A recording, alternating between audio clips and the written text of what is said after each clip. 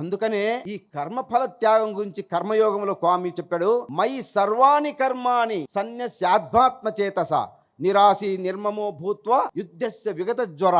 నీవు ఆచరిస్తున్నటువంటి ప్రతి కర్మను నాకు సమర్పణ చేయి, ప్రతి కర్మను సమర్పణ చేయి. దాంట్లో ఎటువంటి ఆశలు మమతలు అహంకారాలు ఉండకూడదు. ఇవి లేకుండా నీవు ప్రపంచంలోకి వెళ్ళి నీ యొక్క జీవితాన్ని సాగించి, ఇది సంసారం ఒక సమరం, అటువంటి సమరాన్ని అర్జునుడికి బోధించాడు.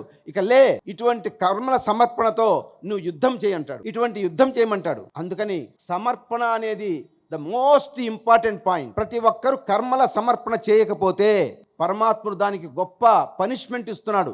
ఏమే మతమిదం నిత్యం అనుతిష్టంతి మానవాహ శ్రద్ధావంతో అనసూయంతో తేపి కర్మతే ముచ్చభి. అంటే పరమాత్మ చెప్తున్నాడు, ఎవరైతే కర్మలు సమర్పించరో వారికి కర్మలు బంధాలవుతాయి. ఎవరైతే నా మతమైనటువంటి కర్మల సమర్పణ చేస్తారో వారికి కర్మలు అంటనే అంటావు. ఒకవేళ ఎవరైనా కర్మలు సమర్పణ చేయకపోతే సర్వజ్ఞాన విమూఢాంస్తాన్, అన్ని విషయాల పట్ల వాడు విమూఢుడవుతాడు. విద్ది నష్టాన చేత సహా నీ ఆత్మ కూడా బలహీనమైపోతుంది. అందుకని మిత్రులారా, మీ దగ్గర ఎటువంటి కర్మలు ఉంచుకోవద్దు. అన్ని పరమాత్మకు సమర్పణ చేస్తూ ఉండండి. మీరు నమ్మిన దైవానికి సమర్పణ చేస్తూ ఉండండి. ఏం లేదు, కాసేపు తలుచుకుంటే మీరు ఆచరించిన కర్మలన్నీ మీకు గుర్తుకొస్తాయి.